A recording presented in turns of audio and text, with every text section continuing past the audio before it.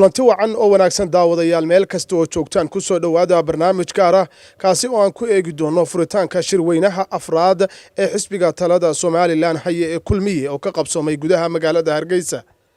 furitaanka shirweynaha afraad ee xisbiga kulmiye waxaa ka soo qayb galay gudoomiyaha xisbiga talada Soomaaliland haye kulmiye ahna madaxweynaha Soomaaliland mudane Muuse Biixi Cabdi madaxweyne ku-xigeenka Soomaaliland xubno ka tirsan golaha wasiirada ergooyinka xisbiga kulmiye oo kor u dhaafayay 1,100 iyo dheeraad. sidoo kale waxaa furitaanka shirweynaha afraad ee xisbiga talada Soomaaliland haye kulmiye ka soo qayb galay wufuud kala duwan oo ka kala socotay dowlad deegaanka Soomaalida Itoobiya dalka Djibouti iyo waliba wadanka xiriirka cusub Somaliland dhawaan ay la sameystay Taiwan.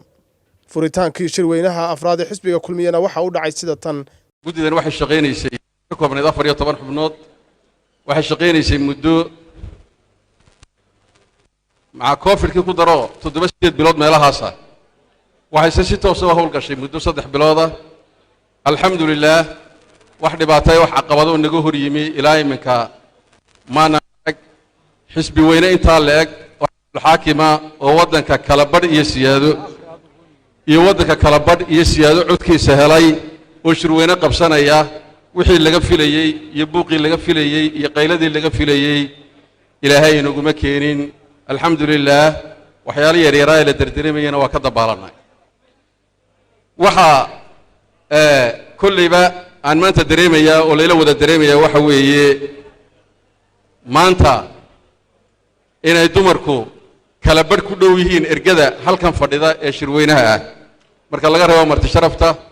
inay kala badh ku dhow yihiin oo 200 iyo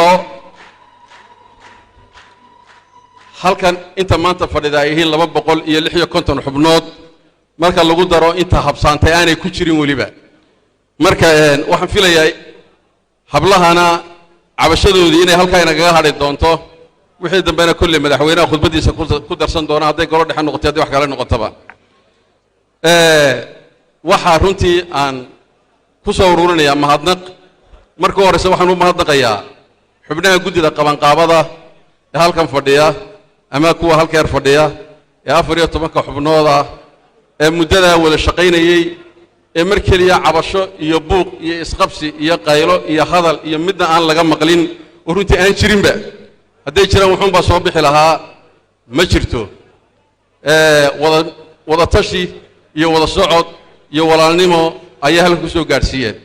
waxa runtii xusid mudan wali ma dhicin hal shay oo intaanu ka doodnay aan cod ku kala baxnay waxa loo markii adkaadan cod baa lagu kala baxaa wali hal shay oo cod isla gaadhay ma garanayo waa hableeyna maba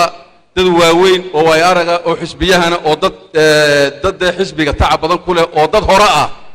waan madaxweynaha mahad ugu naqayno runtii sidoo u xulay markii hore uga fiirsaday aad iyo aad ugu mahad naqayno baalan ka shaqeynayay Ahmed Abdi Jamac Fly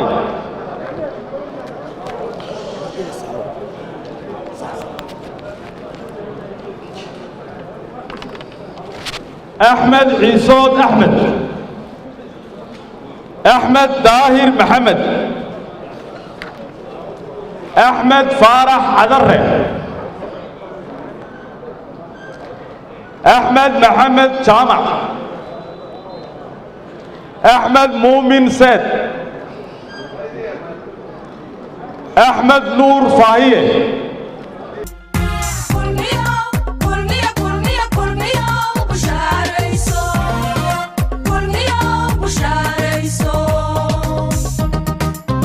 marka shirweynaha la isugu yimaado gudoomiyaha xisbiga ee waqtigu ka dhamaaday ayaa hogaaminaya inta shirweynuhu laga dooranayo shirgudoonkii shirweynaha hogaamin lahaa talabaadanu qaadayna waxa weeye imika inuu diyaar garowno doorashadii shirgudoonka shirweynaha sida xeerka xisbigu dhigayo oo curfigan hore inoogu ahayd ama curfi hore inoogu ahayd maadaama aynu badanahay maanta oo ergada iyo marti sharaftuba kun kor u dhaafayaan joogta fadhida ergada shirweynaha waxaan u soo jeedin lahaa inay naga oggolaadaan si ay hawsha noogu fudaato inaan soo jeediyo shirguddoonka shirka inoo wadi lahaa intii aragtidayda ah waxaan soo jeedin lahaa inay noqdaan shirguddoonka shirka inoo hogaaminaya afraad ee xisbiga kulmiye guddoomiye waxaan soo jeedin lahaa kolley waxay u badanayaan guddidii qabanqaabada haysay ee 8 bilood soo waday hawshan waxaan guddoomiyaha shirka inuu noo qabanqaabiyo u soo jeedinayaa cabdikariim axmed maxamed ama cabdikariim xanif ninka loo yaqaan oo ahaa guddoomiyaha ergada soo waday sida sharcigu farayo inta ogol inuu noqdo cabdikariim axmed xanif guddoomiyaha shirweynaha afraad ee xisbiga kulmiye gacanta taagto cabdikariim axmed xanif ergadu waxay intoodii badeed gacanta u taagtay inuu noqdo guddoomiyaha shirguddoonka afraad ee xisbiga kulmiye ee shirguddoonka shirweynaha afraad ee xisbiga kulmiye waxaan u soo jeedinayaa cali maxamed cali oo loo yaqaano cali cali inta ogol gacanta u taagto cali maxamed cali wuxuu noqonayaa guddoomiye ku-xigeenka koobaad ee shirweynaha afraad ee xisbiga kulmiye guddoomiyaha labaad ee shirguddoonka xisbiga kulmiye shirweynihiisa afraad waxaan u soo jeedinayaa ergada inaynu u dooranno cabdilaahi maxamed daahir cabdilaahi cukuse loo yaqaano cabdilaahi cukuse wuxuu noqonayaa guddoomiyaha labaad ee shirguddoonka shirweynaha afraad ee xisbiga kulmiye sida guddoomiyuhu sheegay waxaan u mahadnaqaynaa madaxweynaha soo jeediyey inaannu mas-uuliyaddan culus qaadno iyo ergada ka aqbashay labadaba nidaamka shirka waxaannu ku wadi doonnaa sida idinkuba gacanta ku haysaan ee qoran oo keliya baydhbaydh kale iyo dheeraad iyo wax lagu darayaa ma jiraan dadkana waxaannu ka codsanaynaa xubnaha sidaa iminka quruxda badan iyo nidaamka disibliin kale inuu inaga muuqdo oo aynu shirka ku dhammaysanno oo aynu u ekaanno waxa aynu nahay oo ah xisbi xaakimkii dalka hogaaminayay dhabtii xidhiidhka deegaanka soomaalida ama waddanka etoobiya iyo somalilan waa mid aada u guda weyn mid maanta bilowda mee waa soo jireen weyn xidhiidh siyaasadeed baa jiro oo la iskaashanayo siyaasadda xidhiidh amni baa jiro oo wixii amni darraa la iska kaashanayo xidhiidh dhaqaalo aada u ballaadhan oo bulshadeenna ay isdhaafsanayso nolosha guud wixii waxtar u leh oo aada u ballaadhan baa jiro ku dhaqan iyo ku aqooneed baa wadaagnaa iyo dhalashaba intaba marka farxad weyn bay noo tahay maanta inaan ka qayb galno shirka ma jirto adduunka nabadgelyo darro waddan ay ka jirto oo dimuqraadiyad samayn mana jirto adduunka ma dhici karto dimuqraadiyad caburis ku dhisnaato meel caburis ka jiro dimuqraadiyad ayna ka kala qaadi kartaa ma jirto somalilan waxaan isleeyahay amnigii bay sugeen baac dheer bay ka gaadheen dimuqraadiyadda inay sameeyaan axsaabta siyaasiga ee waddankan joogay waxay ku guulaysteen in si xor ah oo dimuqraadiyad ku jirto xukunka ay u kala wareegaan taasi waa mid ay xasliin karta jiilasha soo socday reer somalilan waddan ay ku noolaan karaan ku hammin karaan inay mustaqbalkiisa hogaamintiisa qayb ka noqdaan inay dhisaan ayay ku guulaysteen dadka hogaaminayo marka mar labaad iyo mar saddexaadba xambali ayaan idin leeyahay بسم الله الرحمن الرحيم مدحوينه ku-xigeenka shirgadoonka golaha wakiilada golaha wasiirada xildhibaanada wakiilada iyo golayaasha deegaanka ergooyinka iyo marti sharafta shirweynaha afraad ee xisbiga kulmiye madax dhaqameedka oo ay maanta goobjoog ka yihiin salaadiintii ugu waaweyneed ee dalku dhammaantiin asalaamu calaykum waraxmatullaahi wabarakaatuh salaan kadib waxaan doonayaa halkan inaan marka hore uga mahadnaqo madaxweyne ku-xigeenka isla markaana ahaa ka mid ahaa hoggaanka xisbiga oo waktigiisii labada sano termku ahaa ay dhammaadeen marka shirkan la eego kabacdina tartan kursigaasi lagu soo galay oo wasiirka ganacsigu isagoo raacaya sharciga uu yidhi waan burinayaa waan doonayaa inaan ku tartamo oo in badan miidiyaha iyo dadweynaha bulhaan badan ka jiray waxaan aada iyo aad aynu ugu mahadnaqaynaa madaxweyne ku-xigeenka cabdiraxmaan saylici go-aankii uu qaatay ee waayeelnimada ahayd ee dhaqanka xisbiga ahayd ee dhaqanka dadka hoggaaminta wanaagsan ay qaateen ee ahaa haddaan odaygii ahay waktigeygana dhammaad ku leeyahay waxaan ku soo dhoweynayaa wasiirka sacad oo arrinta isu soo sharxay aada iyo aad baan ugu mahadnaqayaa waana sidaynu wax ku qabsan karno ee wax ku socon kara waxaynu halkan uga ducaynaynaa aasaasihii xisbiga guddoomiyihii xisbiga hore madaxweynihii dalka ee hore axmed maxamed maxamuud siilaayo oo maanta arrimo caafimaad awgood dibadda ugu maqan oo aanay u suurtogelin inuu shirka ka soo qaybo aada iyo aad baynu ugu mahadnaqaynaa hawshuu qaranka u soo qabtay iyo xisbiganu guddigaha u ahaa ilaahayna waxaynu uga rajaynaynaa caafimaad iyo cimri dherer iyo aakhiro iyo ifsan labadaba aada iyo aad baynu ugu ducaynaynaa faatixadana marka in ilaahay caafimaad dheer u dheersiyo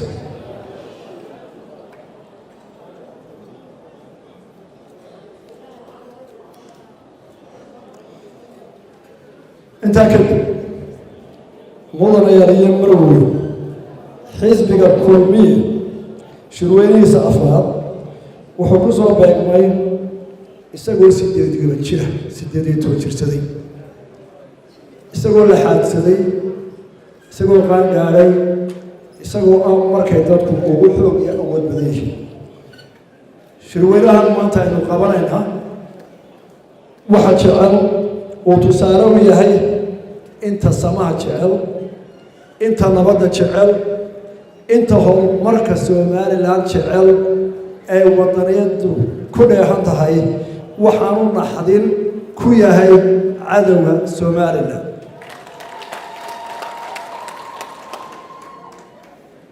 xisbiga kulmiye 18 sannadood 8 sannadood mucaarid wax dhisayuu ahaa 8 sannadood mucaarid firfircoon oo wax alle wixii danta qaranka ah kala qayb qaata xukuumadihii jiray buu ahaa laakiin waxaa garab socotay isaga oo ahaa mucaarid ibluxudan oo dhimbiira ka duulaan markuu dhaliil arko xisbiga kulmiye 10 sannadood ayuu dalka madaxnimadiisa hayay labadii dowladood ee isaga dambeeyey dalka intii ay joogeen 10 sano horumar la taaban karo oo dhinaca dhaqaalaha oo dhinaca nabadgelyada ah oo dhinaca isnooloweynta bulshada ah oo dhinaca xiriirka caalamiga ah oo la majeeran karo ayuu qaranka gaarsiiyey 10 sano uu hayay isaga oo aan faanayn ee wax la taaban kara ay tahay walaalayaal xukuumaddii hadda aan hogaamiyo ee kulmiye waxay la kulantay barowgeedii dhibaatooyin dabiici ah iyo qaar bini-aadmigu sameeyey waxaa ka mid ah duufaantii saqar ee xeebaheenna ku dhufatay waxaa sii jiitamaysay riiqdii abaarihii sanadaha badan jiray oo xoolihii iyo dadkaba dhibaatooyin u geystay inkastoo ilaahay mahadii oonu ilaahay ugu mahadnaqayno sanadaha dambe uu nimcadiisa inoo shubay oo aynu marayno 3 sano oo barwaaqo ah taana ilaahay baynu uga mahadcelinayna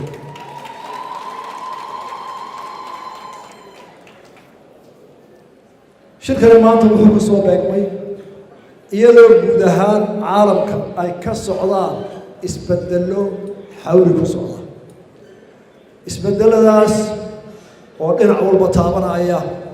caalamka dal walba iyo qof walba caalamka ku nool waxaa socda isbeddel xawliya oo tiknolojiyada ah oo cilmiga electronka ee maanta socda iyo tiknolojiyadu waxay ku socdaan xawaare dheeraynaya oo ciddii aan la qabsanin ee la jaan qaadin lagaga tegayo boorka waxaa socda hardan dhaqaale oo adduunku ku tartamayo oo ay tusaale u tahay hardanka ka dhaxeeya labada quwadood ee adduunka dhaqaalahooda ugu tunka weyn leh maraykanka iyo shiinaha halganka dhaqaale ka dhaxeeya adduunka daafihiisoo dhan bay ku hardamayaan awoodda dhaqaale waxaa socda adduunyada dal kasta oo cudud dhaqaale iyo mid ciidan isbidayba in ay ku tartamayaan oo loolan adag loogu jiro mandaqadda ilaahayna dejiyey ee badda cas oo caalamkao dhan maanta ku hirdamayo dhaqaalaha koraya awgeed ee caalamkaa looga maarmay waxaynu arkaynaa isbeddelada iyo gadgadoonka waayaha siyaasadda ee dalalka ka socda waxaynu arkaynaa afghanistan iyo taalibaan oo la heshiisiinayo oo shir la sugimanaya waxaynu arkaynaa xidhiirka cusub ee ka dhex socda israa'iil iyo dowladaha carabta waxaynu arkaynaa shirka iyo heshiisyada ka socda ee u dhexeeya kosovo iyo serbiya oo ku dhow inay heshiyaan oo ay isaqoonsadaan waxaynu arkaynaa asia oo ay ka soo baxeen quwado waaweyn oo ay ka mid yihiin india iyo china oo dhaqaalahoodu xoogan yahay oo saameyn ka ballaaran caalamka ti ay ku lahaan jireen muuqda waxaynu arkaynaa in adduunyada qaaradaheeda oo dhammi ay u arkaan meesha laga heli karo wixii ay u baahan tahay teknolojiyada cusub ama dihin dhul ahaan oo aan weli nimcadiisa la taataabanoo hadda loo soo jeestay inay tahay qaaradda africa oo dhinac walba uu kaga soo maqan yahay loolan iyo hardan siyaasadeed iyo mid dhaqaale somalilan guud ahaan waxaynala gudboon inaynu aada u dhuuxno aada uga fakirno inagoo qarana siyaasadaha adduunka ee gadgadoomaya weerarkaa lagu yahay mandaqadda aynu degannahay laba qodob inaynu aada iyo aada inaga oo midaysan oo somalilan uga tashano u axadno la ruugno oo halka ay danteed ku jirto aynu ku tashano ta koowaad waxaynu u baahanay qaran ahaan mucaarad iyo muxaafid sheekh iyo shariif qani iyo taajir aqoon-yahan iyo midaan wax qorin inaynu isu geyno reegeena tuujinoo dhahno loolanka adduunka socdo maanta sidee baynu uga faa'iidaysanaa fursadaha inooga banaan dhinac walba dhinac siyaasadeed dhinac aqooneed iyo dhinac dhaqaalaba qodobka labaad waxa weeye sidee baynu isaga badbaadinaa dhibaatooyinka inaga soo gaari karaa hardankaa xooggan ee caalamka ka socda iyo siyaasadaha iyo mawjadaha isdhaafayana sidee baynu uga tashanaa inaynu uga badbaadno oonay dhibaato inoo keenin waxaan labadaa qodob u soo jeedinayaa waa hawl qaran oo dhammaanteen inoo taalla oo inaynu isku baraajino inoo taalla aynu ogaano marxaladahaas oo inala gudboon labadaa marxaladood kuwa ugu waawen yahay oo caalamkaa iska dilay axkeenu axseen uga nabadgalla ah xukuumadda kulmiye waxay xoogga saartay tallaabo dhowr qodob sidii arrintaa looga gaashaamo lahaa qaran ahaan ee qaranka loogu badbaadin lahaa waxaynu ka bilownay inaynu nidhaahno marka hore si aynu uga badbaadno oo aynu uga faa'iidaysano duruufaha adduunka isweydaaranaya waxaynu u baahannahay oo koowa in qaranku wada tashado qalbiga ka heshiiyo aanu isagu isku soo jeedsanin ee uu horta wixii inaga dhaxeeya oo aynu hubno qaran ahaan intaynu heshiis ku nahay aynu wada leenahay isla ogol nahay baa ka badan inta kooxo hardamaya ama kooxo yar oo dal leh ay isku khilaafsan yihiin ee khalkhal ku galiyeen dadka xukuumadda waxaa ku waajibaya xisbiga kulmiye oo siyaasaddu tahay inuu qaranka mideeyo oo qaranku wax wada lahaado oo uu danta guud ka midoobo magaca kulmiye ayay ka muuqataa ummadda waa kulminayaan meel ay joogtaba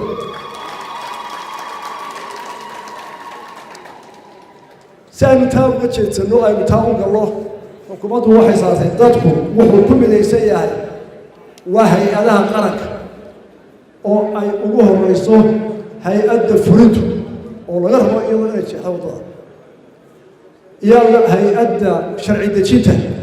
oo ah inay xeerarkii dadka isku xidhaayay ee turxaanta ka ilaalinayay ay sameeyaan iyo waaxda garsoorka oo ah dadka iyo dawlad wixii isqabta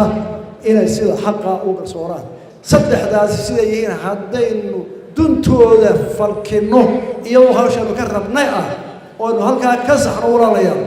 horumarna taaban karo oo dhinac walba ayaynu gaadhayna sidaa darteed xukuumadda kulmiye iyada oo waajibkeeda cad qaadanaysa waxay xoogga saartay koow in ay hagaajiso dowladnimo hufan ama dowlad wanaag ama maamul hufan inay ummadda u horseedo ayaa koowa fokuskeeda kooban si loo helo maamul hufan oo dadku ka wada raalli yahay oo danta qaranka u socda 5 qodob ayay isbeddel xoogla ka wada xukuumaddu qaarna ka dhamaysa 5taas oo kala ah si maamul dadka oo dhan ku wada kalsoon yahay oo loo shaqeeyo helo waa in dadku u sinaadaan waxa resource-ka dawladda ama qaranku hayee qaran ka dhaxeeya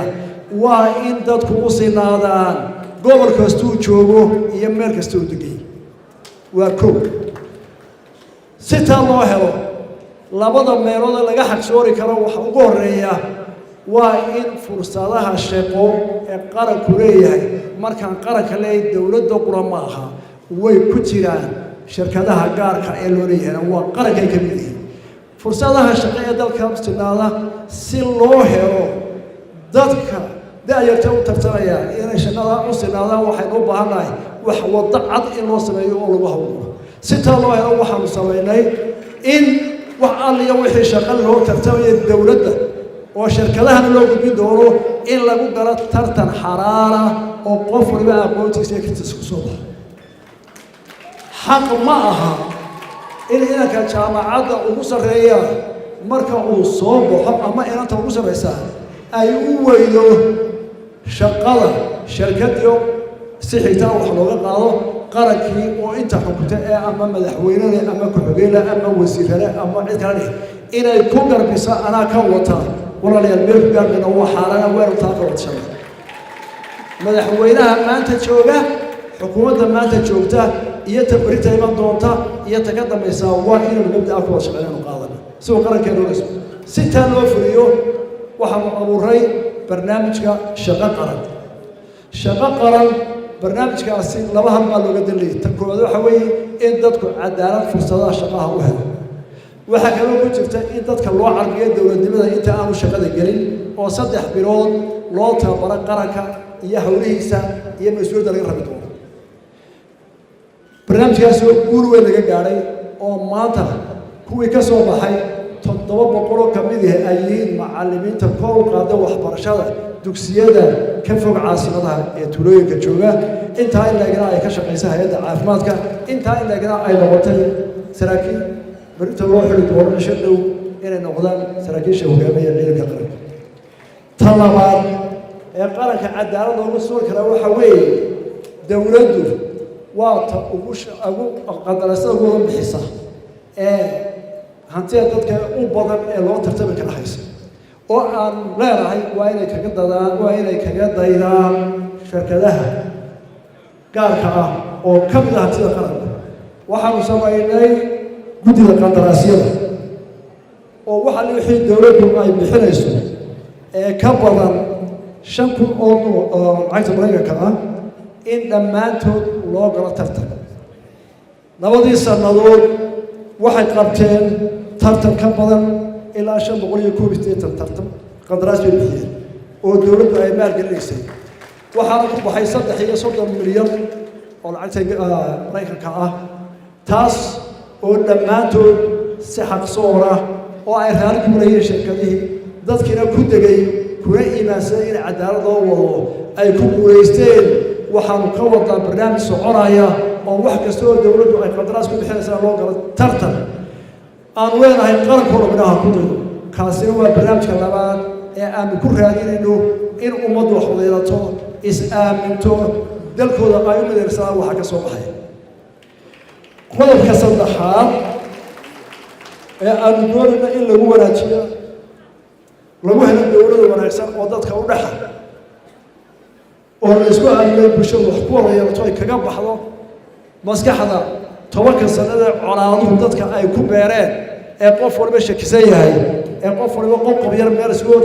waxaan islaalina waa la dhacayaa inaan kaga baxnaa qodob kasta had waxay barnaamijka waxa jira deeqa ay siiyaan dowladaha caalamka iyo hay'adaha caalamka mid waxa soo martaa hay'adu midna waxa soo martaa dowladaha toosina siiyo waa sanduuqa SDF waxaan sameynay guddi ka kooban 12 wasiir oo waxa la wixii deeq la siiyo hadday yihiin sanduuqa SDF oo dowladda gaar ah lacag toos ah ugu shubaan iyo ka hay'adaha in 12 wasiir ay ku qorsheeyaan iyagoo eegaya gobollada iyo degmooyinka dalka mid walba baahidiisa gaarka ah ee u gaarka ah iyo sida ugu kala boontahay meel baa biyo u baahan meel baa cagaf u baahan meel baa caafimaad xoolaha u baahan meel baa cudurrada beeralayda weeye u baahan meel baa u baahan in dooyo iyo kalluun loo keeno meel in la irtiri loo shido oo dhulkeeda ku leeyahay sida xaybaha mid baa u baahan dawadii xoolaha iyo daaqeynka in loo sameeyo iyadoo sidaa guud loo eegayo 12 wasiir waxay sameeyaan qorshaha lagu qaybinayo dhaqaalaha lagu taageeray dhammaantii oo gobolada iyo degmooyinka loo eego isla markaana waxay ku kormeeraan hay'adda bixinaysa iyo dadka ka shaqeynayaba in laga ilaaliyo wax ka khilaafsan qorshaha aynu sameynay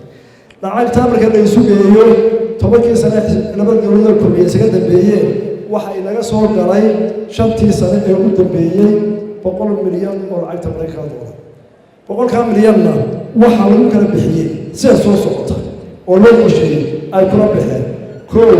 hospitaalka Laascaano ka Ceerigaabo dugsiga hooyga ah ee Dayaxa iyo dugsiga Laascaano dib u dhiska wadada Berbera Burco ilaa Darbuur dhismaha jidka Kalabeyn ilaa Dira biyo gelinta magaalada caasimadda Hargeysa Burco Boorama dekeda yar ee kalluunka ee may laga dhisay iyo seerayaasha qool caday iyo aroor inkastoo kii qool caday sababta uu hirgeli waayay bulshadu isweydiin doonto oo raggii qorsheeyay aanay eed ku lahayn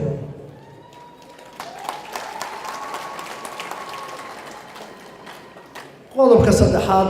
aynu doonayna inaynu ku dhisno dowlad wanaag qaran ahaan waxa weeye dib u habeynta shaqagelinta iyo cududa shaqaalaha ee dowladda oo runtii aad ugu adag marka hore waxaynu eegaynaa sida rag iyo dumar iyo degmo walba iyo cid walba u sinaadaan shaqada fursadaha shaqada waddada loo maraya dejinteeda sharcigeeda dhammaan sharciyadii khuseeyey oo aan diyaarinay baarlamaankuna baasgareeyey 90% waa diyaar labo waxaa kaloo u baahannahay qofku markuu shaqaynayo isagana waajib baa lagu leeyahay isaguna qaranka waajib buu leeyahay labadaas ma isu miisaaman yihiin oo haddii maanta ninka aad tiraahdo lacag aan gaarsiisnayn baynu guri jeerka bixin ku noolow dee waa dhibaato oo waajibka ka doonto haddii isaga oo lacag badan qaranka ka qaadanaya aanu uga shaqaynina waa dhibaato kale marka sharciyadaas waxay miisaamayaan qofka shaqaalaha ee noloshiisa isagoo 20 jir shaqada bilaaba ee 70 ama 60 ku gaaraan ee cimrigiisa xooggiisa dhameeyay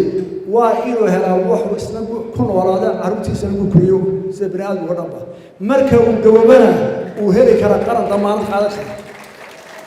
walaalayaal waxaynu nahay dad ka soo doogay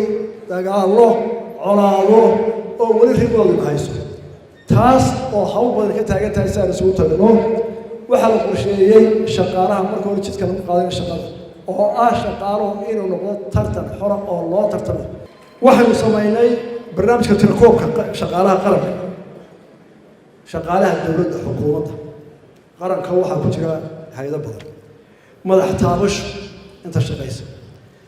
sanadii dheeraad waxaan loo rifanay tirada shaqada dhexdo horta waayo dad waxaan dagaalnay iyo dhibaatooyin ka soo doogay shaqooyinka istabka iyo inuu wada dhisnay waxaan eegnay waxaan dib u eegis iyo casriyo ku sameynay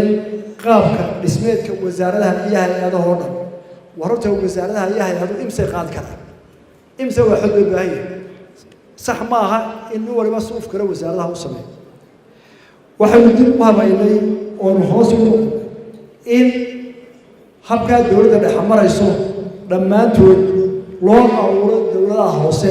oo loo sameeyo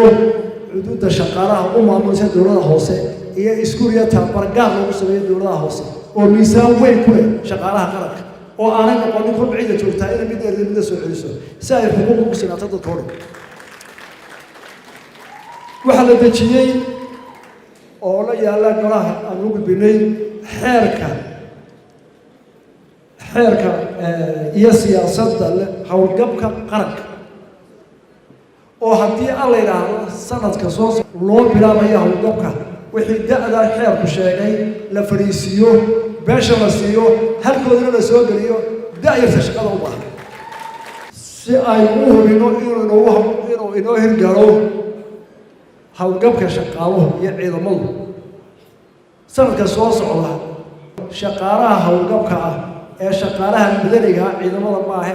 dhammaantood howlgabkoodii waa diyaarinta howlgabaysa kharashkoodiina waa loo hayaa oo qaranku u diyaariyey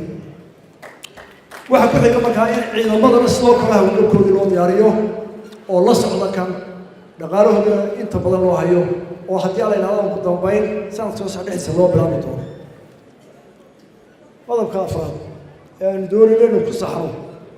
inuu dowladnimada noqoto mid hufan oo la wada leeyahay qof waliba aaminsan yahay halka ay ka qaldantay la sixi karaa waa hanti dhowraha guud hanti dhowraha guud wuxuu ka mas-uul yahay inuu qaranka hantiisa ku ilaaliyo madaxweyne ilaa waashmarka ugu hooseeya waa mas-uuliyad saaran cidda xilkaa haysa ee hanti dhowraha guuda oo qaranka sugaya haddaba si taa loo fuliyo waxaanu ku soo kordhinay hawshuu qaban jiray ee loo yaqaanay hanti dhowraa galay xarig casbi ku dhajiyey ina habeen baa la xidhayaa odayaal soo gurmadaan fiidiyaha waxa la doonana isugu yimaado oo la ordo waxay noqotay dhibaato u baahan mujtamaca marka hore in loo sharxo qofku wuxuu qabanaya xaq loo leeyahay waxaanu samaynay ku dhaqanka shuruucda hanti dhowr markuu baada ugu yimaado wasaaradda ama hay dowladda ka mid ah iyadoo oo dastuurkiisu ogolyahay in loo gudbi doono waqtigeeda hay-adaha gaarka loo leeyahay oo dhammaan wixii maamul iyo dhaqaale qaranaya waa isku mid say dastuurka qorayeen iyagana lagu dabiqi doono inkasta ay gudahooda ka samaystaan haddana marka uu baarayo meesha waxa la bilaabayaa intaan la odhan ma lacag baad cunteen mise maad cunin ma hanti baad dhacday sharcigii ma dabaqday hadduu qofkuna sharciyada ma aqaano iyana waa hawl kale yaa geeyey qofka sharcigii loo soo dhigay meesha waa in qofkii leega qofka waa la bara sharciga iyo waxa laga doonayo uu ogyahay marka hore marka waxaynu baaraynaa koow markuu yimaado auditku sharcigii ma la dabaqo waxaa kaloo loo eegayaa wax aynu ahno ma la fuliya habsaabeen oo socodkii sharciga loo raacay weli qofkii lalahaa waxbuu maynaan gaarin waayo xuquuq bureeg waxa weeye qofkii ma la fuliyo sidii loogu talagalay shaqada noo socda ninka madaxda mas'uuliyadiisa ma qaatay ka ku xigaa ma qaatay 3 bilood ma kantaroolay ma qabtay markii qaladka la galayay ma la sax labada marka la fuliyo wado ayaa loo tagay qaranka maxaa ka maqan iyo eedare taasina noqon mayso qofka oo qura cidii dayaca gashan oo dhan ayaa u taala waana hab cusub oo iminka la baasgareeyay qoraashka baasgareeyeen lawla fuli doono sida qaranka loo baaray qodobka shanaad ee ugu dambeeya inaynu maamul wanaagsan samaysano waxa weeye waaxda garsoorka haddaynu intaa horena soo dadaalay waxaa loo baahan yahay qodobka kale ee dadweynaha iyo dowladda u baahan yihiin marka la isqabto ama qaranka laga gala dembi ama qof tirsado dembi ama koox tirsato dembi in lagu gafay waxay xaq u leeyihiin inay helaan cadaalad sugan bini aadamuna intii uu jiray wuxuu ka hadlayay cadaalad waxaana la ogaaday cadaaladda ilaahay unbaa sugi kara laakiin waxaynu u baahannahay bini aadamku dadaal weyn oo aynu 90% ku dhowaano inaynu saxna cadaaladda iyo in ka badan si taa loo helo waxa ugu dhib badan qodobka aynu aad iyo aad isugu rafana dadkoo dhamina la rafanayo dowladdu baa dhibaato haystaa waxa weeye laba hal baa is haysto iska soo horjeeda oo ay cadaaladana haysta miisaankeedana ku dhaaraan cadaalad hafiis waxa weeye qofka muwaadinka ee ilaahay karaameeyey ee aqoonkiisa uu ku sheegay bini aadmiga ugu karaamo badan waxa isku nool wuxuu leeyahay xuquuq dhowrsoon oo la taaban karo oo diinteenu ugu horeysa wixii taa sheegay caalamkuna nagu daday iyo in nabadgeliyada qofka iyo qaranka la ilaaliyo labadaas ay dhibaato ka dhex joogtaa mar walba caalamka la joogno sababta oo ah dhibaatooyinka jira maanta adduunka ka jira ee meel walba ka jira ee in haysta waxa weeye qofkii sharwadaha ahaa ee inuu ummadda dhibaato u geysto ahaa ee ka bilow inuu been ku faafiyo waa namiimi waa sharwad dadkii isku diraya waa maadooriyu keenaya waa sharwade qabaalkii isku diraya dab waa fufaya waa sharwade kiisa sameeyay inaad qabatood ilaaliso iyo inaad qofkii xaqiiqi dhowrto mar bay noqonaysaa arrintu maskii ubada suuqa ka galay war ma ubadii suuqa jabisa iyo maska sida uga soo saarta arrintaas horta la mar walba qolada maxaakiimta garsoorka ay hubiyaan marka hore inay soo baaraan inay hubiyaan inta ay leegtahay marka dambana ay u gudubto maxaakiimta oo si cadaalad leh uga soo qaadaan waa arrin adag inta waxa dheer isla ognahay in bulshadeenu aanay qofna ogoleen in la qabto oo dambi lagu qaado 90% gacan ku dhignay imika waxdina marka la qabto dad culimo leh oo cuqaal leh oo siyaasiyiin leh oo maalqabeen leh ayaa garab carruurna arrinta xal baa lagu dhameynaya ilaahayna wuxuu yiri warday qisaasta dambeed ku jirta waa la garab cararaya haddana waxaan doonaa inay cadaalad helo waxaan qaaday tallaabooyin taal lagu saxaayo ilaalinta xuquuqda madaniga muwaadiniinta iyo sinaanta in sharciga loo sinaado xuquuqda asliga loo sinaado ilaalinta karaamada uu qofku leeyahay isla markaana loo qabtaa dambiilaha waxaan xeer gaar u sameeyay oo adduunka isku raacsan yahay dadka nugul naafo faqiir haweenka inta badan carruurta inta waa laga xoog weyn ka qafqaf badan walaalayaal waxaan ognahay aafooyinka imika inuu soo baxay waxa kamid ah kursiga wax la dhaho dhaqanka Soomaalida meel la joogaba xaraan buu ahaa kursiga ninka inaan kursada ama kama wahiyaan dil iyo lamid waa dhaqanka geyga Soomaalida oo dhan meel degan tahay inanta Soomaalida oo dhaana intay ka soo kaxayso 50 kilomitir soo rarto ayay iyadoo la fiiro soo wareeg kaba dhex mari jirtay ama halka ay doontaa mari jirtay maantana Hargeysa iyo magaalo kasta toban baa inanta gareeyeen xaafadooda ay aad u garanayaan abyaabo u garanayaan intay kubsadaan ayaan ciidanka deegaanka ciidanka celiyay haddii dadka iyo ragga iyo mujtamaca ay ceeb iyo wax laga dagaalamo tahay may furiyeen in maray dibadaashu waxa kaaga daranta marka taasi dhacdo kursigaas dhaco waa ay ruusu sheegnay intaasoo oday iyo intaasoo nin oo si uu qofka dambiga galay ama tobanka galay ayaa maxkamadii ku cararaya oo booliiska ku cararaya oo u doodaya oo sheekada sheegaana ay tahay waabaynu meherina maxaa ma waraba ku mariyay isu meheriyay waxaas macallima waa inaynu meel adag taas ka tagana qararaha oo aanay gelin laba laga loo si taalo fuliyo sharci gaar oo in golaasha badan uu soo arrintan waxaa mar walba iyaguna fooda iskula jira oon weligood kala bixin haddana aan islayna isku mid oo isku shaqo ah warbaahinta iyo dadka talada haya siyaasiyiinta maalqabeen kala badan waynu u baahannahay saxaafadda waa run hawl weyn baynu hayaan way isu keen xidhaan markay isu keen gaarsiiyaan khaladaadkeedna ay sheegaan ilaa ka baydh oo waynu u baahannahay talooyin iyo fikirka dadka aan soo gaari karin madaxda ee aqoon-yahan ee ilaa cilmiga siiyey ayay soo gudbiyaan inta iyo in badanoo kale waynu qabtaa ta kale waddadaan dheeftoodin ku qabin hawsha ay hayaan laakiin dee iyagana maxaa looga baahanya inta sharka ee soo dhex marta in laga qabtaa loo baahanya shantaa waxaan ku dhaafayaa maamul wanaagga waxaanu qorshe u hayno si aynu u helno dad iyo dowlad iyo qaran wada socda oo iska caabiyi kara mawjadaha guddoonka siyaasadda ee adduunka qodobka labaad aynu u baahannahay inaynu wax ka qabanno oo dowladda iyo shacbigu isla ogaadaan oo dowladda laga rabo inay toosiso dadka tusto waxay qabanaysaa waa ta dib u habeynta habka dhaqaalaha loo maamulo dalka ee qaranka ah waxaa maqashaan in badan mashruuc la yidhaahdaa dib u habeynta ama casriyeynta dhaqaalaha dalka oo xeerar badan leh oo habka loo maamulaya oo ay naga caawiyaan baanka adduunku oo aqoon iyo dhaqaalaba inagu hirgeliyeen nidaamkaasi markaan soo koobo 3 qodob buu loo fulinaya marka hore in dhaqaalaha qaranku noqdo daafuraan oo saxafi iyo qofka research sameynaya iyo qofka u baahan mid walba u arki karo dhaqaalaha soo loo maamulo ee aanay ahayn wax madaxweyne ama wasiir maaliyadeed ama ninka la jeebka ku haysto oo uu qarsan karo xaq baan loogu leeyahay in aan miisaantiisa tiraahday sidaa u baxday halkay martay taasoo daafur baa loo wadaa taa ku dheeraan maayo intaasaan ku soo koobayaa waayo waa mashruuc aad u ballaaran oo 10 sano socday dowladdii hore kulmiyaa bilowday 4 sano waday anana weli waa wadnaa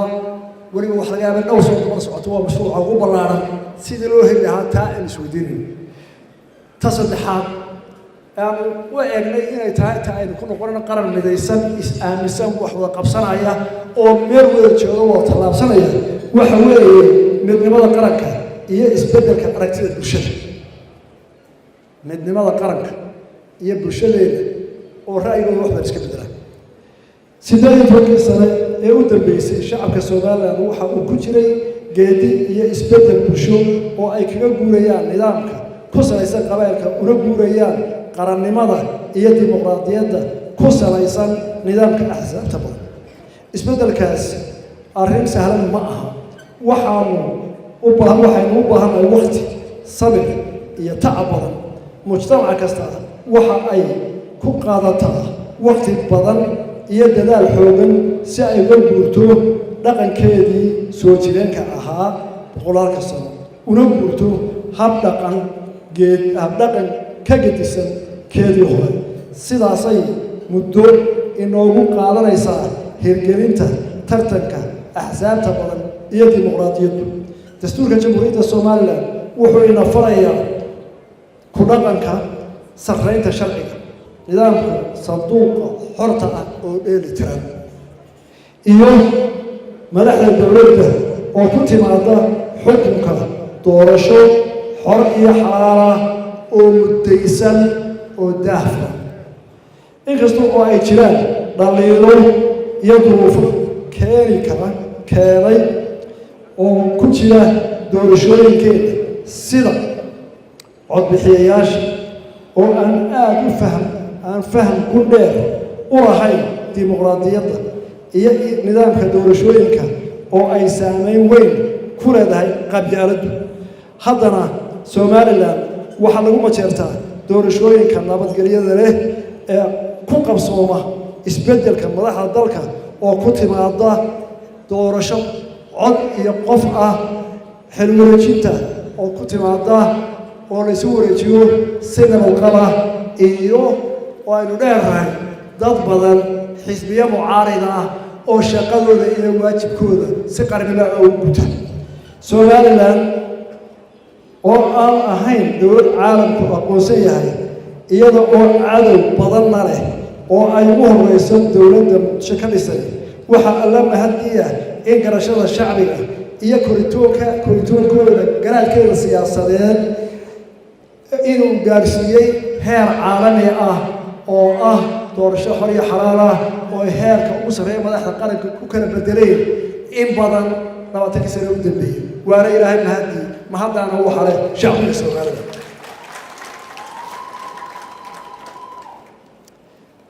si ay taa u sii xoojiyo oo bulshadeenu isfahamto waxaynu u baahanay waxaynu doorashadeenu waxay leedahay dhalinyaro haddii aanay doorashada iyo madaxda dooranay iyo qaranku isku mid ahaan is aaminsan ka sheegsayna socon mayno si taa loo helo waxaanu eegnay 3 qodob in laga saaro laga daaweeyo bulshada waa qabyaalada iyo in dadka codbixiyaasha doorashada qiimaheeda la baro iyo in qaranimada si taa loo beero waxaanu sameynay in dadka la baro dastuurka iyo shuruucda dalka waxaa la sameeyey barnaamijyo ay ka mid yihiin barnaamijka waa dantaadeen bara dastuurka baro oo ka baxa miidiyaha idaacadaha wuxuu talayaa qofku markuu dhageysto ilan dastuurka muxuu yahay inta badan bulshada ma taqaano ama iskuulo ma gelin wuxuu garanayaa siday dowladdu u shaqeyso oo ta u horeysa wuxuu baranayaa waxa loo ogolyahay sharcigu u ogolyahay iyo waxa loo ogolyahay wuxuu baranayaa xaqiisa soo doontaa iyo soo dooran kara waxaan ku daraynaa oo hadda barnaamijka kala diyaarkayna waxa weeye waa barnaamijka sharaxaya dastuurka iyo sharciyada ka farcama boqolkiiba 9 dad badan hadday dhibaato kasta gaadho ma la hadli karaan meel waqaqaamo ma hayo waxa uu tagaan caaqilkooda caaqilku ma yaqaan shuruucda dawladda caaqilku wuxuu tagaa karaar yar oo bashaaro meel fadhiyo waxa ay kala qabo kaasi uu jahwariye xafiisku ku washa saynu taa uga baxno waxaan bilaabaynaa barnaamijka ah sharaxaada dastuurka iyo sharciyada oo waqtiga qaadanaya waxaan ugu baahanaynaa wasaaradda dastuurka iyo looyarada Soomaaliland oo dhan oo dhammaantood juhdi badan geliya shuruucda mid waliba waa intaas soo guud qorshahaas ay sameeyeen oo waliba looyarada ay galay qaanadaasi dhammaantood wax mushqaala aanay ku qaadan hawsha ay tabarucooda u tahay waxaan Soomaaliland manhajka iskuulada laga bilaabo galaaska koobaad ilaa jaamacadda ta ugu sareysa waxaynu sameynay in lagu daro barnaamijka ah muwaadinimada iyo daljacaylka oo lagu yiraahdo afka Ingiriisiga civic education waxay ardaydu ku baran doonaan qaab dhismeedka qaranka xaqa muwaadinku ku leeyahay dalka waajibaadka dalku ku leeyahay isaga ee muwaadinka uu leeyahay taariikhda dalka dabeecadda dalkeena khayraadka dalkeena bulshadeenu maxay isku fahamtaa maxaa ka dhaxeeya kula socota iyo maxay isku diidaa kaasoo qaadan doona in iloontani ilaa jaamacadda lagu helayo haddaan intaa ku dhaafo waxyaalaha dowlad wanaag aanu isleenahay waa lagu sixi karaa oo ah halka aasaaska habagta isku xidhi karta mujtamaca dhibaatooyin qaran baynu hor yaalla dhibaatooyin bulshada hor yaalla oo aynu u baahanahay inaan ka wada tasho maxaa ugu horeeya dalkeena dhibaato weyn baa ku soo beegan aynu ognahay aynu isdhaga marayno walaalayaal dalka waxaa ka jira inuu ku soo batay maandooriyayaashu dhaqan xumadu wixii laga sarriigan jiray ee diin iyo dhaqan bayna u ahaa oo la darjiray mushkiladaha ugu weyn waxaa ka mid ah geedka qaadka la yiraahdo qaadka dhammaan dhakhaatiirta iyo jaamacadaha adduunka ee caafimaadka waxay isku raacsan yihiin inuu qaadku yahay dilaaga qofka bini'aadmiga ah oo waxyeeleeya xubnihiisa ugu waaweyn oo ay ka mid yihiin beerka iyo kelyaha iyo wadnaha iyo maskaxda sidaa ay tahay haddana waxaynu ku dheganahay cunista qaadka oo in badan aanay ka waatood waxaa nasiib darro ah in innaga oo dhaqaalahayna ka cabanayna haddana qaadka oo waxyeeleeya nafta iyo qoyska iyo nadaafadda qaranka iyo isku xidhka bulshada intaba waxyeeleeyo la wada ogyahay haddana Soomaaliland sanad walba waxaynu ku bixinaa qaadka ونكسو يبسنا 700 مليون oo lacagta Mareykanka bal qof walba isweydiin xoolaheena caafimaadka talaalka waxay naga bixiyeen dawladdu inoo raad aqal Suuriya lagu bixiyo dhakhtarradeedana waxa taageera oo qalab badan lagu caawiyo u bariyo tagnaa dadina la mid ah dawladda laga mid haddana qaadka waxay ku bixinaa 700 milyan bal aqlida ka warramo oo aynaan isweydiinay oo ku faraxsanahay waxaynu u baahanahay xeerar iyo wada jir qaranka oo dhan inaynu aafada kaga hortagno intaa waxa dheer dawladda jaarka inay Itoobiya ka iibsado wax alliya waxaynu u geynayno ka iibsanaa ma jirto taasina waxay keentaa dheelitir la'aanta baayac mushtarka oo aakhirkeedu noqonayso saboolnimo qofkii isagu waa waxa iibgeyn wuxuu iibsadaa dhibaatada labaad ee haysata ee soo kordhay waxa weeye maandooriyash xashiishad khamri kaniino ciidamada amniga iyo culimada iyo waxgaradku in badan bay ka dagaalamayaan arrintan waaxda garsoorka tallaabooyin ka qaada marka hortagaan laakiin waxa xaqiiqo ah waxa jira kooxo abaabulan oo arrin balaayada iyagu isticmaala kuwa ka iibiya kuwa ka dilaala shaydaan maroodan kooxo xoog loo abaabulan oo ciidamadii amnigana isku taaglaayeen maxkamadihiina marka la geeyo waxa wada arkaysaa dad u soo gurmanaya qof daroogo lagu qabtay oo waaliyo waa sida iyo wasa walaalayaal aynu qaran ahaan run isu sheeg muddo dhow haddaynaan arrintaa waxa ka qaban waxaynu ku jiraa marxalad ubadkeena iyo da'deena soo socota ay naga baaba'ayaan xilkuna maanta wuxuu saaran yahay inteena nool ee xilkaska ah rag iyo dumarba waxay u baahan tahay arrin dhan oo aynu gacmaha iska qabsano ciidamada qaleenahay oo la dagaalanka oo tallaabooyinka ka qaadaan ha la iska rabtaago ee waxyaalaha xubnaha qaranka la dagaalamaya aan laga horiman taariikhda soo kula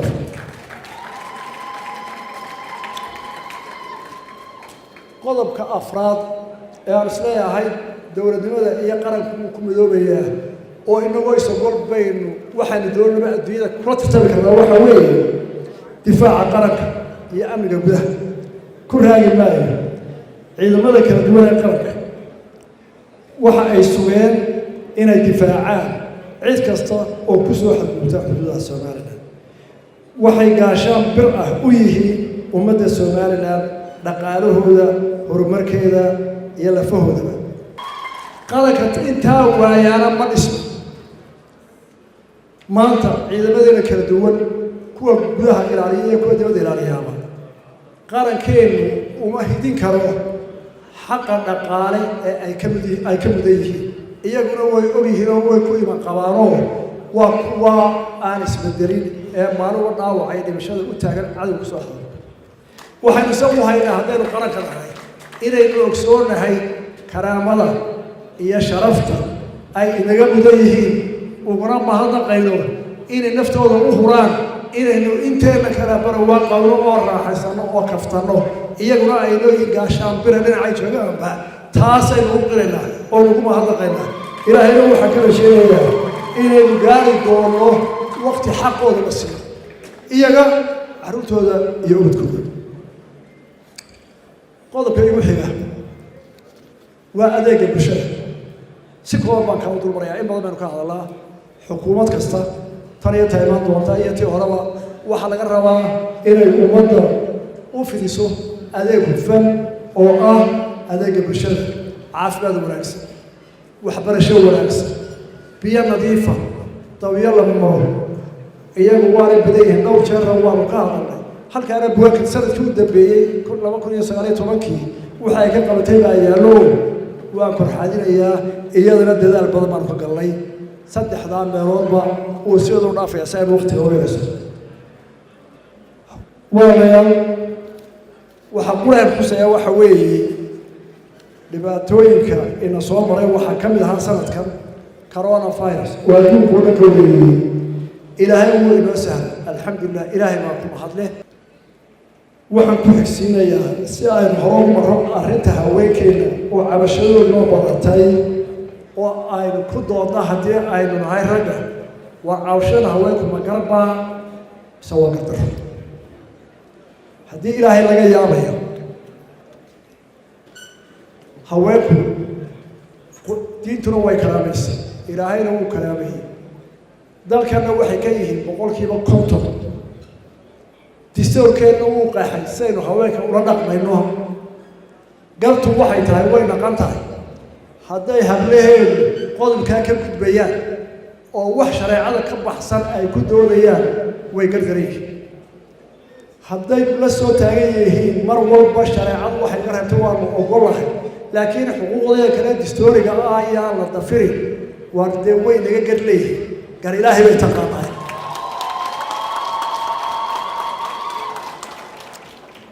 سنة كيستية طول كيلو مريا آخر كيس أمس كارت وفرادي سوى حنوق بالليل قولها وكيلنا كونتو إن يدور قريب قرانا قرياش دوات بدن أو برشلة كجيم تسافبه يا قوليس بدن أو بدن كجيم كوتادا waa laga saaray iyaga iyo qolada beelaha la haybso cabo anu waxaan leeyahay tan sax ma yahay xisbiga kulmiye ka daali maayo oo ka hari maayo in dumarka xuquuqda qaranka ay ku leeyihiin ee shareecada islaamku oo goshahay inay helaan xisbiga kulmiye inta uu jiro weligii ka daali maayo waana wadayna hadalka doorashooyinka walaalayaal waanaga hore u sheegnay dhibaatooyinka laga haystay muddo dhaaf kale ee saamaynta qabyaaladda hase yeeshee xukuumadda waxaa ka go-an oo aanan ka labalabeynayn in doorashooyinka isku sidkana qabsoomaan waktigii u qorsheeyey komishanka qaranka oo ah bisha abril ee sanadka soo socda ilaahay idamkii wixii rag ku tashado rabbina tabtaadiya way hirgalaaneen si kasta oo jirta hadday naga caawiyo hadday naga caawisaba waxaynu ku talagalaynaa inagoo qaran oo isku tashanayna oo aan kaalmad dawladeed ugu habsaamayn lacag baynu u weynay waynu geli karnaa adduunkeedana waynu haynaaye qaranka waxaan ka cabsanayaa inay ila qaataan inaynu doorashada waqtigeedii ku qabanno oo aanay doorashada dib uga dhigin waayo haddaynu isdooro weyne muddo walba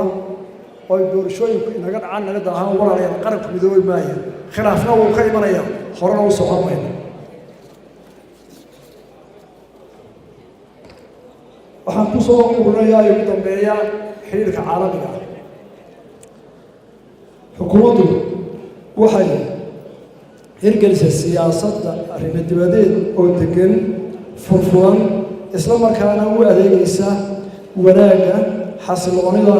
iyo horumarka Soomaaliland nabadgooda noloshaha iyo iskaashiga dalalka jaarka ah iyo dhammaan dalalka caalamka oo dhan haddaba iyada oo mudnaanta koowaad tahay helista aqoonsiga caalamiga ah iyo nabadgooda noolaanshaha shucuubta adduunka oo dhan ee caalamka xukuumaddu waxay sii ambaqaatay xoojintii iyada dadaaladii ay hore u wadeen madaxweynayaashii iyo xukuumadii naga horreeyey dhammaantood xukuumaddu waxay urisay xidhiidho cusub oo caalami ah waxayna xidhiidh cusub la yeelatay dowlado badan oo qaaradaha Afrika ka mid ah iyo Asia dowladdu xidhiidhka cusub ee la yeelatay waxa aynu isku kaashanaynaa dowladaha aynu xidhiidhka cusub la sameynay arrimaha dhaqaalaha ganacsiga caafimaadka waxbarashada iyo amniga iyo tiknoolajiyada casriga ah marnaba Soomaaliland inkastoo aan lahayn dhaqaalo buuran yeeli mayso waana ka feejigan tahay in waad baahan tahay loo baahana curo oo dhaqaale kor loogu soo gabanayo waxyeelada qaranka Soomaaliland ay Soomaaliland aqbasho marna aqbali maayo xisbiga kulmiye inta uu tababar Soomaaliland waxay aaminsan tahay mabda'a nabadgooda noolaanshaha dalalka dariska ah iyo dalalka caalamka sida hore u sheegay Soomaaliland waxay si cad ugu sheegaysaa beesha caalamka oo dhan jimciyadda qurumaha ka dhaxaysa ururka afrika urur goboleedka igad midowda yurub jaamacadda carabta dalladda dowladaha islaamka cid kasta oo arrinta soomaaliyeed daranaysa waxaanu si cad u sheegaynaa in aqoonsiga la siiyey qayb ka mid a dalkii burburay ee loo oran jiray Somali Republic qayb ka mid a aqoonsiga ay siiyeen in uu noqday hub lagula dagaalamo xasiloonida horumarka nabadda iyo qaranka Somaliland waxaanu si cid walba u sheegaynaa si cad Somaliland in la soo tijaabiyo qarannimadeeda oo ay cid wal oo tan maanta xamar joogta ka xoog weyn isku dayday ama ciidan badan soo haystay laakiin qaranka Somaliland uu yahay birlab aan qarannimadooda laga taaban karin dowladda kulmiye ee maanta joogta iyo xisbiga kalbiya hawsha gaar u saaran oo ah koow laba sano soo socda waxa uu yaalla oo qorshaysan oo laga rabaa inay fuliso caymiska caafimaadka shaqaalaha dowladda daryeelka caafimaadka ciidamada kala duwan ee qaranka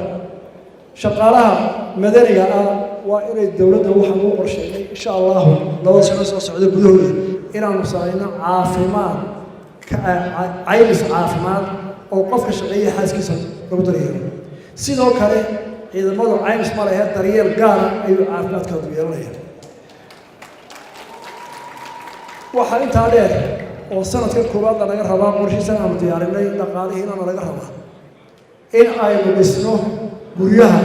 shaqaalaha iyo ciidamada qaranka oo qorshahoodu yahay disoodu leeyahay ee aanu raadinayno dhaqaale lagu dhisi lahaa waxa kaloo xukuumaddan hor yaalla oo ummadda lagu sugaysaa oo sugaysiinaynaa hirgelinta doorashooyinka isku sidkan sanadka hore qaybtiisa hore waxaan ognahay oo noo yaalla hawl mar walba socota si xoojinta aqoonsiga iyo in la helo aqoonsi caalamiya waxaa kaloo dowladdani u xil saaran tahay iyo dowlad walow jirtaaba inay xoojiso midnimada iyo is-aaminka iyo nabadkooda noolaanshaha bulshada Soomaaliyeed ugu dambayn xisbiga kulmiye iyo dhammaan haweenka xisbiga kulmiye waxaan uga mahad celinayaa in laba goor ilaa sanadkii 2008 ilaa maanta ay labada goor marna ii doorteen ku-xigeenka koowaad marna ii doorteen gudoomiyaha xisbiga maantana aan ka sugayo in ay u taageeraan doorashada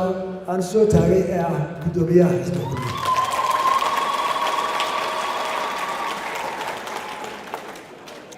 waxaan ammaaniyo mahadcelin gaar ah u dirayaa haweenka iyo dhalinyarada Soomaaliland oo laf-dhabar qaranka u ah gaar ahaan xisbiga kulmiye oo guushi ugu weyneyd ee labadii doorasho ee madaxweynaha ay soo saareen dhalinyarada iyo haweenku oo aan la darfiri karin aad iyo aad baasgaaro waxaan sidoo kale ammaaniyo bogaadin u dirayaa guddigii qabanqaabada oo shirka si uu soo diyaarisay madashan ay inoo soo hagaagayaan inoo soo bishay oo sida quruxda loo soo guushay waxaan mar kale salaam u dirayaa guddiyada dhammaan iyo ergooyinka marti sharafta shirweynaha afraad oo si gaar ah ugu mahadnaqaayo martida ajnabiga ah ee dowladahooda matalaya diblomaasiyiinta leh iyo wafdiga inooga yimid xisbiga barwaaqo ee walaladeena ee Ethiopia waxaan si gaar ah ugu mahadnaqayaa madax dhaqameedkii Somaliland oo intooda ugu waaweyn maanta in la soo shartayna aad iyo aad baan ugu mahadnaqayaa dhammaan ergooyinka xisbiga kulmiyada aad iyo aad baan ugu mahadnaqayaa waxay noo ballana qarankeena oo midaysan horumar iyo xisbiga kulmiye oo xilka qaranka uu saaray gutada ilaahay la karjinayaa wasalaamu calaykum waraxmatullaahi intaasi ayaan ku soo gabagabayn doonaa barnaamijkaasi gaarka ah ayaan ku eegayno furitaanka shirweynaha afraad ee xisbiga talada Somaliland haye ee kulmiye